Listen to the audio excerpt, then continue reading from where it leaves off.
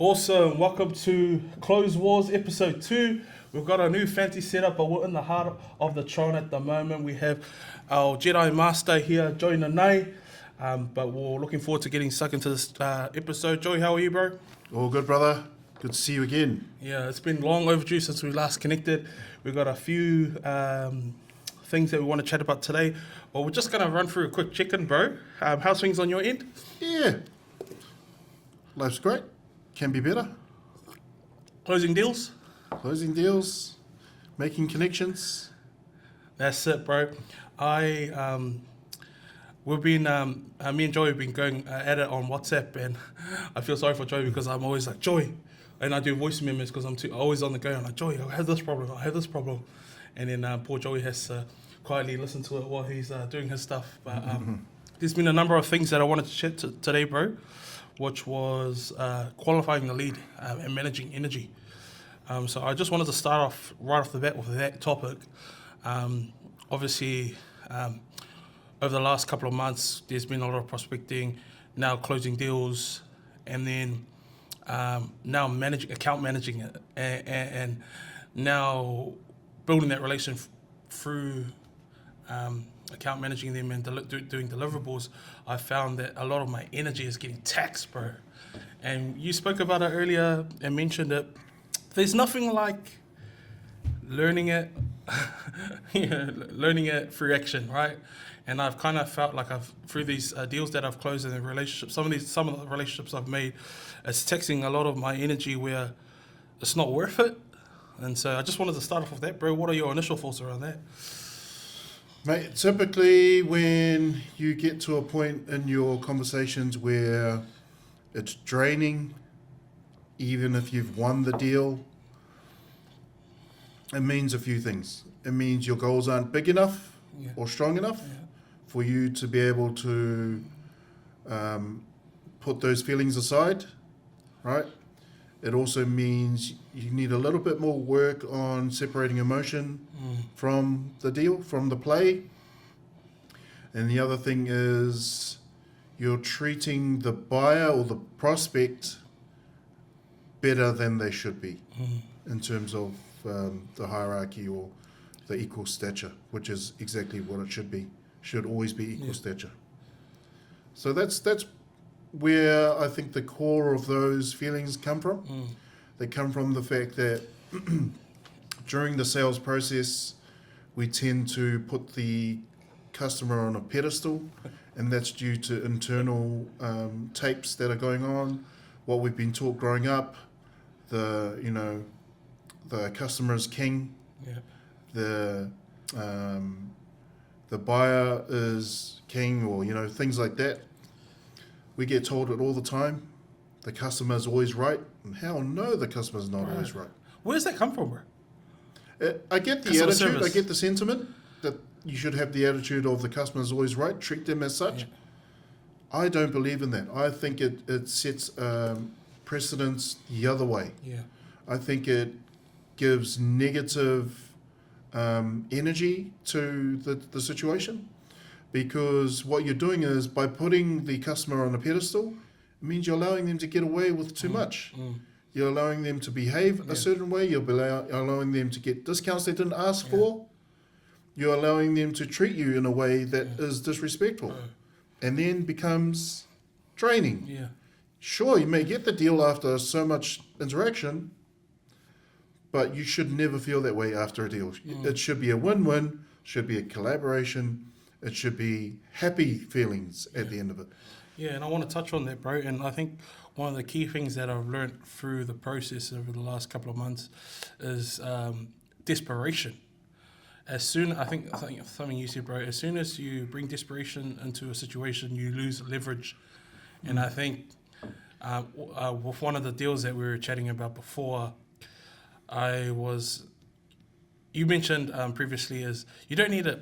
Yeah, you might be in a desperate situation where you need to make the sales to make ends meet, right? But you don't need to show the customer that. And so with the first initial deals that I had to do, I was in a desperate situation where I had to make these deals. And so I was going above and beyond. And when I closed the deal, I felt energy was zapped. I didn't have those feelings. You're talking about being happy and collaboration feeling. And then because I closed that deal feeling like that, a month and a half down the track, the true colors of that person, or not necessarily the person, but the way they do business, has come through. And so it's just been interesting for me because I made a decision there, qualifiedly close the deal, but now for me, I'm like, it's not worth it. And so I think two things there. I guess I would like for you to touch on is like desperation. Where does that stem from? And then we'll start on that. Yep, it's a good point to start on. So desperation comes from, for me, it comes from your need to get commission being far greater than your job to help the other side. And that just comes from a mindset. So there's a mindset shift that needs to happen. And that is when I'm dealing with a customer, I need to tell myself before the interaction, I'm going to detach myself from the outcome to the customer. Yep. And what I mean by that is, if my goal coming into a meeting is to close the customer on a deal or get an agreement on something, get them to commit to something, to doing something with me or my company, that's cool and that's fine. It may be a big opportunity, maybe a $10 million deal that you want to get done. And for obvious reasons, it's a good reason to do it. Of course. But if the customer ever feels like you're only there to do the deal, to get the job done, they'll put some resistance up. Sales pressure creates resistance. And when you trigger resistance in the customer, they start doing things like lying, because we created that. And salespeople need to understand buyers are liars because salespeople created them that way. Salespeople triggered the liar in the customer. So desperation comes from, man, I got so much going on in my personal life. I've got all these bills to pay, all these commitments, all these families to feed, all these staff members that I have to pay, all this payroll and stuff like that. And I need to get these deals done. So you could be one of two things. You could be ruthless, go in there, get the deal done, not care about the other side, what they get out of it. Just as long as you get what you get out of it, that's cool. A lot of people operate that way, and they're successful to some degree. But you actually lose more.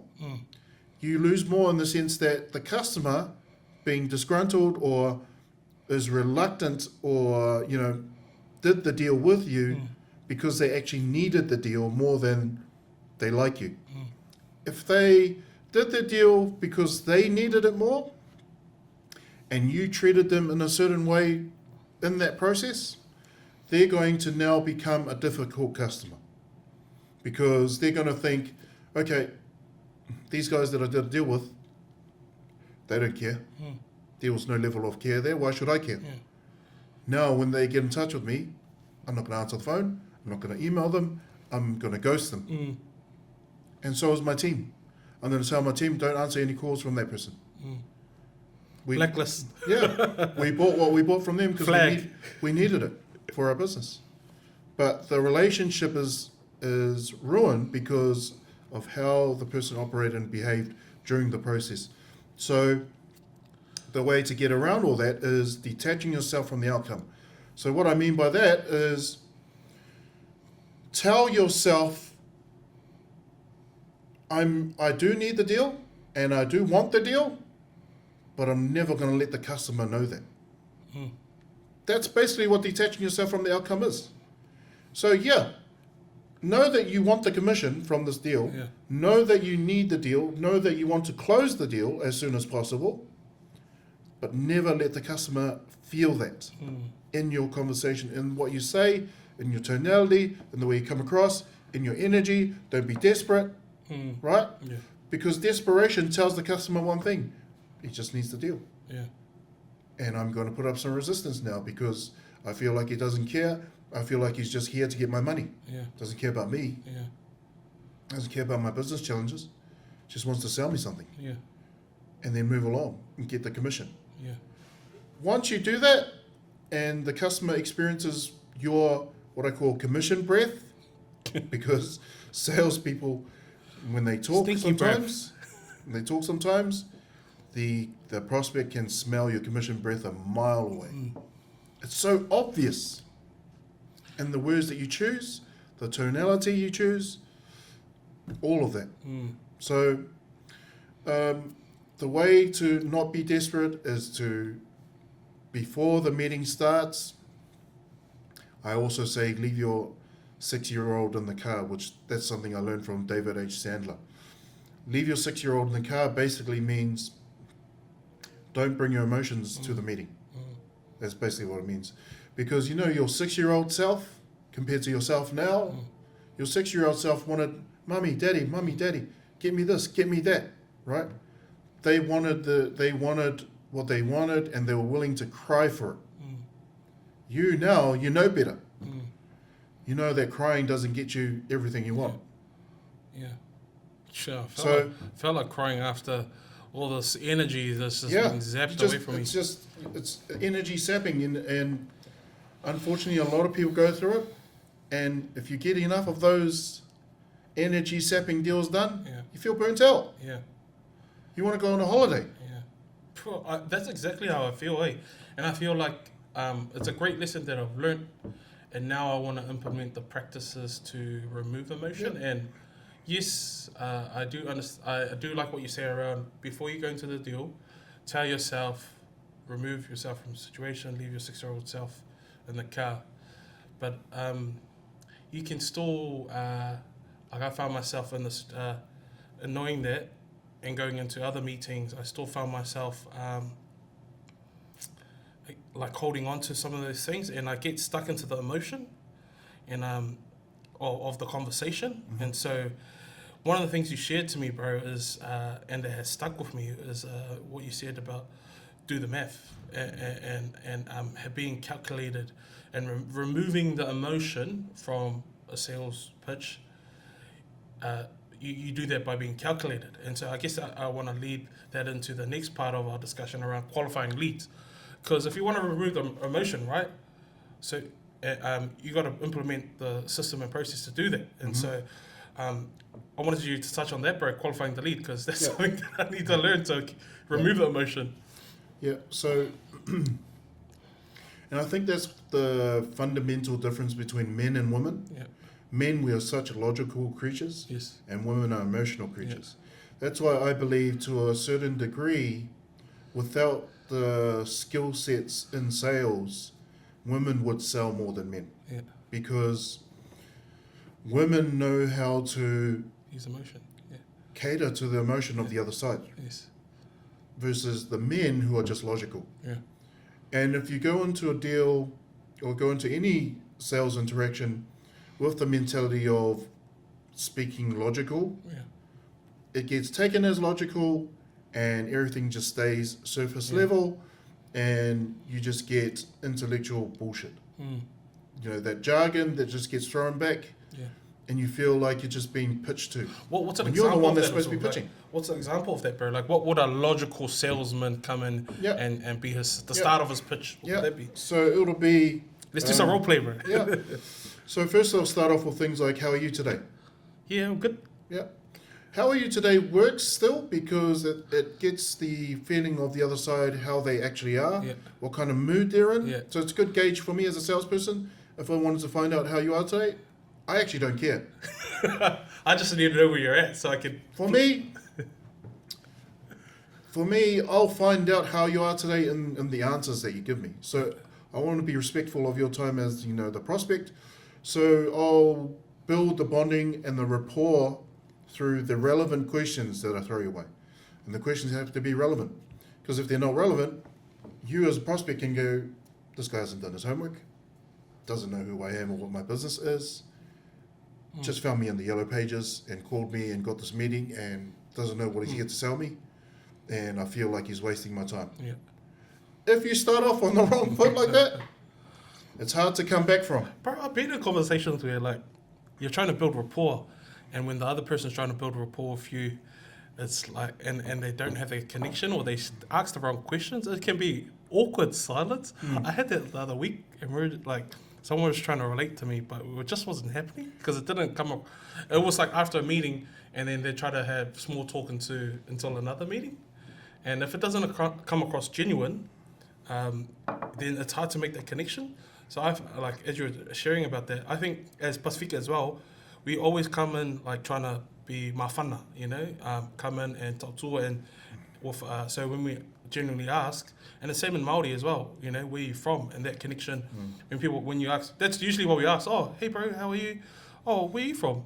And the connection that's made through lineage usually builds that what was a start. And so I feel like that comes naturally and into sales, but it's about building that connection, but then also being tactical at the same time. Yeah. So using that, finding common ground is key to bringing our Pasifika-ness into these interactions. And that is key to show the point of difference between us and mainstream material that's out there. When you bring your Pasifika-ness through finding common ground, finding lineage, finding who we know that the other person knows, when you do that and you strike up conversations like that, it is mawhana, it is warm. It is a base in which to build on. Because you have to be warm before you want to talk about things that are important.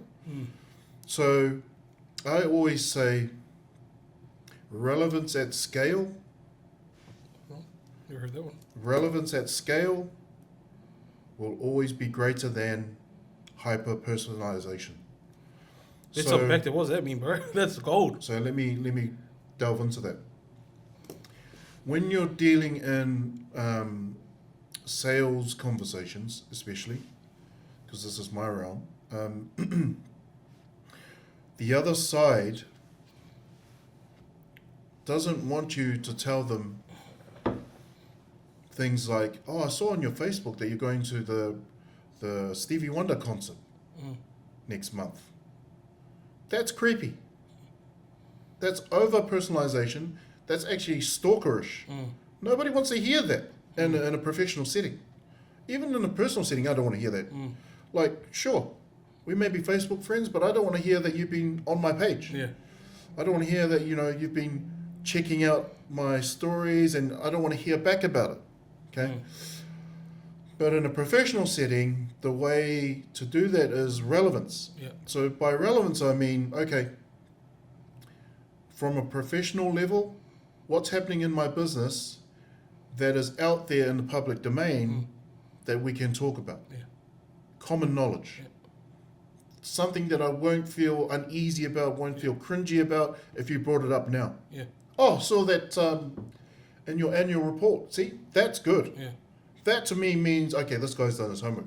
He's either gone onto our website, looked at our about us section, and seen an annual report somewhere, and he's actually had a look and paid attention to the numbers, because that's where our numbers are, the annual report. I guess that's where LinkedIn is also a key tool. LinkedIn's always key as well. Sales Navigator, if you use it. What's that? Sales Navigator is kind of next level LinkedIn. Oh yeah, because when you purchase the premium, right? There's different categories if you want to be an employee, but then Sales Navigator. So Sales Navigator is good for salespeople in that it delves deep into organizations, the who's who, the roles of the senior leadership team. It actually gives you a broader variety, and it helps you more with leads. So whereas the basic, it does the same job, but at the same time, it doesn't give you the emails and all the rest of it. So on the relevant side of things, a decision maker of a business, and I'm assuming you're talking to decision makers, because if you're not, you're just talking to a beer runner, basically. You're talking to a gatekeeper. Anyone who's not a decision maker in a business, they're either an influencer, they're either just another stakeholder or they are a gatekeeper. You have to treat them as such. Not to say that you should treat them any different. You should always respect them and get them on side, but just will take longer. Yeah. Right. Well, just on that too, bro. So when someone is trying to navigate an organization for the decision maker, and often it might not be the CEO sometimes as well. Obviously, they're the ultimate decision maker, but it might be the operations manager, those that are on the ground. And so when you're finding yourself navigating, especially if it's cold, when you find yourself navigating an organization, do you start from the ground up, or do you kind of go mid-tier to build your way to an intro to that decision maker? What's kind of the appropriate way? I have actually gone, LinkedIn's great because you can find it like everyone. And I remember going out on LinkedIn and going straight, I think I was looking for sponsorship for a client and went straight to the source. Mm-hmm. And they got back to me, like the CEOs, the owners, the investors, and they were all good. They said, send me a sales pitch deck. And what would your advice be in terms of approaching cold leads using that kind of system? Honestly, I typically don't care who I talk to in the business because someone's got to know who's in charge of the thing that I'm calling about. Yeah. And that's the very first thing I try and find out. I don't build what I call fake rapport. So fake rapport is, the feeling you get from a telemarketer who's, oh, how are you? Trying to get to know you on the first call, that kind of fake. That's great. Oh, I genuine got 2 kids too. Yeah. Trying to find common ground. Yeah. Doesn't know you from bar soap, and then all of a sudden trying to build this fake rapport. So you get it all the time from certain telemarketers who don't have the skill yet. And you want to, so I go multi-level. It doesn't matter where in the business. I typically will go as high as I possibly can. And the general rule is start at the top. Because you'd rather be deferred down than work your way up from the gatekeeper all the way up to the decision maker. Right? Because that's just too much effort. Yeah. Start from the top and then let them defer you down to the person who's in charge of the thing that you're calling for. Right? If it's sponsorship, start at the owner of the business, start at the MD or start at the CEO, and then get them to defer you to the person. Because it's easier for the person who's in charge to listen to the CEO than to the gatekeeper. Right? The gatekeeper will say, can you call Romero back? Versus the CEO, can you call Romero back? Who's going to listen to first? The boss man. Exactly.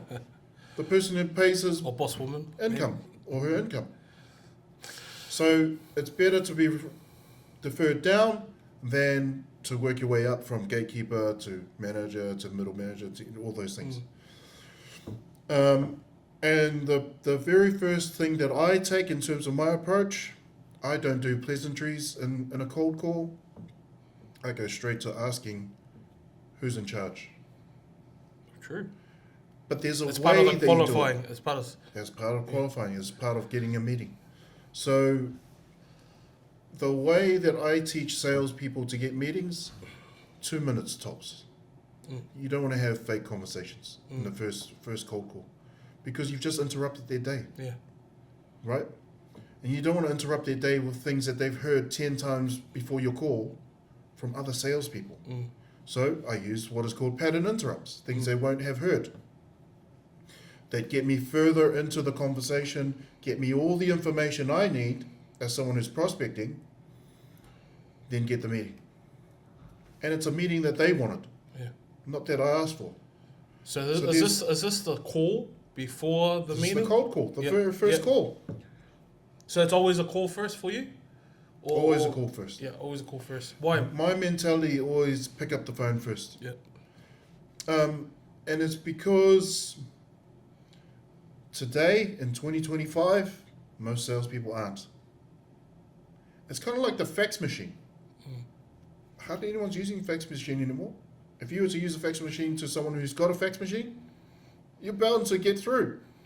And for those that are younger generation that doesn't know what a fax machine is, I grew up and fax machines were phasing out.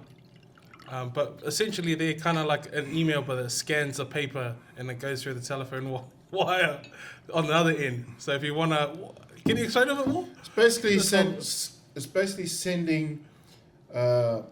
scanned copy Yeah. of what it is you want to send to the person who's receiving it. Like a really hard way to send an email. Kind of sending a printout. Yeah. Yeah, it is old school, but just for an example for the older folks who know what that is. So- you want to go down the road less traveled, Yeah. right? Kind of like a trailblazer, but you're going down the road less traveled that was traveled before. Yeah. Wherever everyone's queuing out the front door, you find the side door or the back door. Yeah. Yeah. You don't have to go queue up with the rest of them. Yeah. Find another way in. Yeah. Because you're bound to find that by going down the side door or the back door, you may get the deal faster than everyone that's queuing up. Mm. Or if you can find a way to slip a 20 or 50 or 100 to the person at the front of the queue, do it. Mm.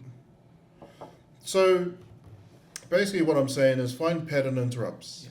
So you. I've got a few that work in terms of getting meetings, in terms of getting through to the decision maker, in terms of dealing with gatekeepers, in terms of dealing with blockers, because there are many blockers out there, and in terms of getting past people who first come across as an ally or a champion and then turn into a blocker because now their role's at risk or now they're That's at risk of exactly- losing some commission internally. Yep. That's exactly happening.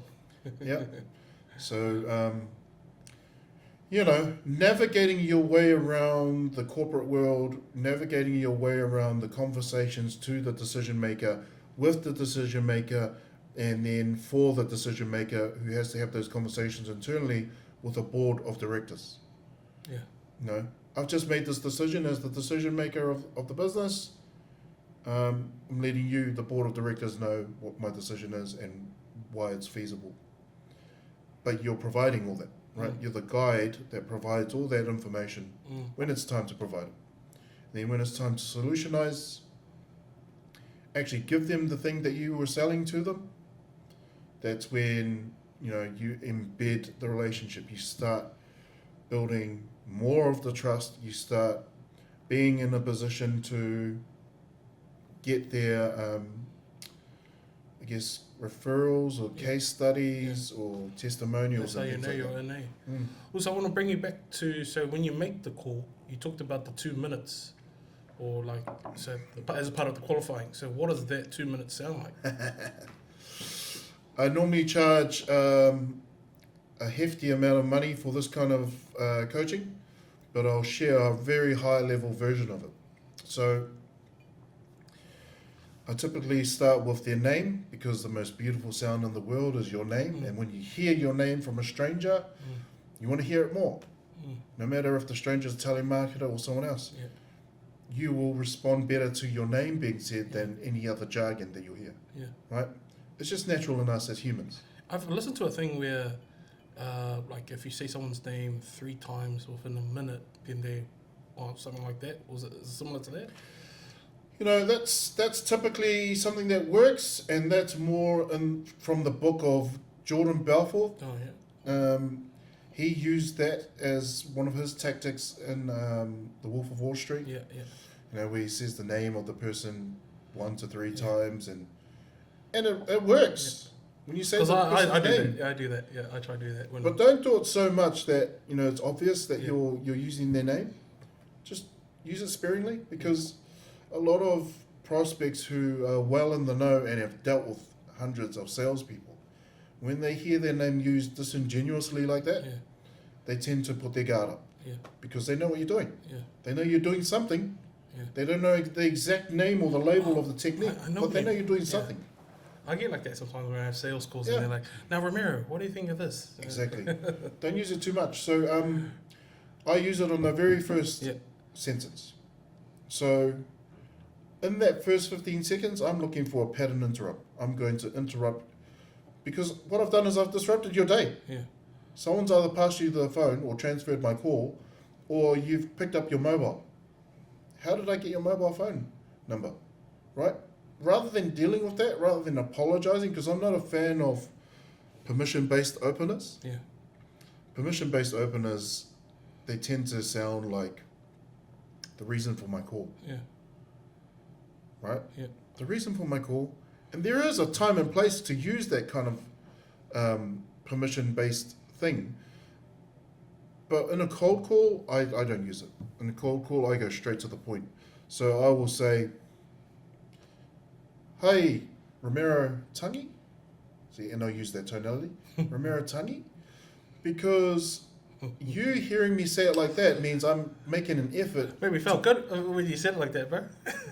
Making an effort to pronounce your name properly, right? And you on the other side, hearing it for the first time from a person you spoke to for the first time, you're going, "Yeah, that's right," right? Mm. So you're going, "Yep, That's me. How can I help you?" Yeah. Right? Or you're going, "Who's this? What do you want?" Yeah. You know, you may be having a shitty day. Yeah. "Who's this? What do you want?" "Yeah, that's right, but who's this? Who's this? And what do you want?" Yeah. Cool. Then I'll say something along the lines of, just, or I'll say my name first. Yeah. Say, "This is Joey Nanai of wherever I'm from. I'm just curious, who's in charge of your, let's say we're looking for sponsorship. Yeah. And I'm trying to find who the sponsorship manager is on the other side.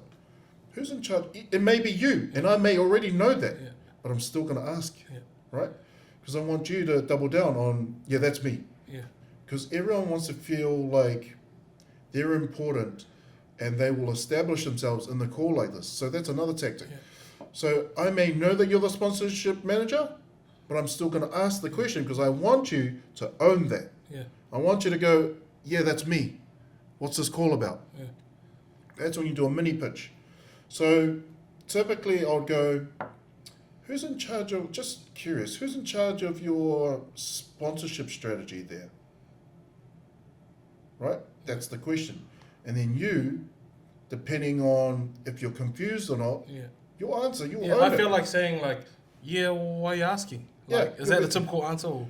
No, it'll be, "That's me, but what do you want?" Yeah. Yeah. You know, you could be rude, that's fine. "That's me, but what do you want?" "Well, I'm just calling because and then you share your experience with sponsorship. You say, "Oh, I'm just calling because I've helped ABC company with their sponsorship and I'm hoping I can do the same for you." Something to that effect, right? So outcome. Yeah. Outcome. I just Social helped proof. ABC, someone who's familiar to you. Yeah. I'll say, "I've just helped ABC company with their sponsorship. We helped them save X amount, percentage, Would it got be them an like? ROI. Would it be like Having- so like someone related to that company? Would it be like what? Do you name the competitor or like or? You can name a competitor, that's fine, because everyone wants to be on par at least Yeah. with their competitive Okay. landscape. So I'm just thinking about what you said of relevance. That relevance part. FOMO works. Yeah. Yeah. FOMO works, especially when it's an innovative thing, idea or concept that they should be aware of, but they're not aware of, because you don't know what you don't know. And when you highlight to them that they're possibly missing out on something, Hmm. FOMO kicks Yeah. in. Yeah. I don't want to miss out on something that my competitors are currently doing and successful with. Let me So, in on yeah, that. if Let's you hear so some more. When you name ABC and that potentially might be a competitor, Yep. what is the typical answer? Yeah, that you- typical answer is, this is when they tell you how it is. Yeah. This is when they tell you how they're currently handling their sponsorship. "Oh, now we've got a team for that." Or, "Now we work with XYZ company. We already work with XYZ company Yeah. for that." Which could be your competitor now, Yeah. right?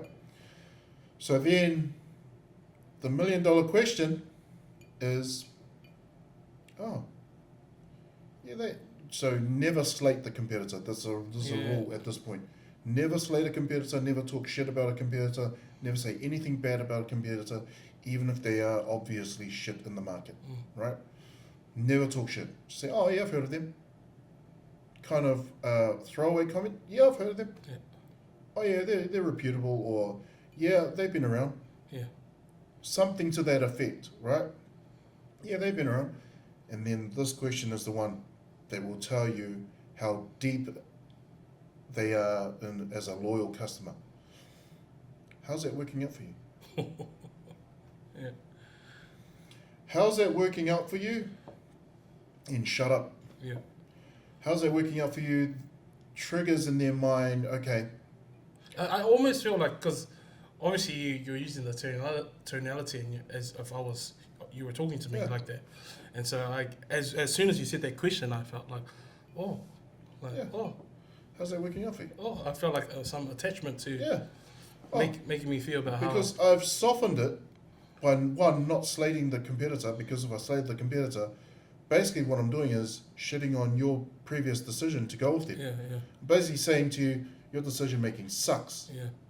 Nobody wants to hear that their decision making sucks. Yeah. So if I shout on your competitor right now and say, oh, they're hopeless. Mm. Basically what I'm saying to you, in your mind, is you made a really bad decision. Mm. You're a bad decision maker. Yeah. Right? Yeah. You get offended. Now you double down on the reason why you went with them. Yeah. And then I'm never going to get it. Yeah. Whereas the way that I do it is, how's that working out for you? After saying a soft statement like, oh yeah, I've heard of them. Oh yeah, they're pretty good. See, I'd rather compliment the competitor at this point than talk shit about them. Mm. Because it's a pattern interrupt. They will never expect that Mm. from a salesperson.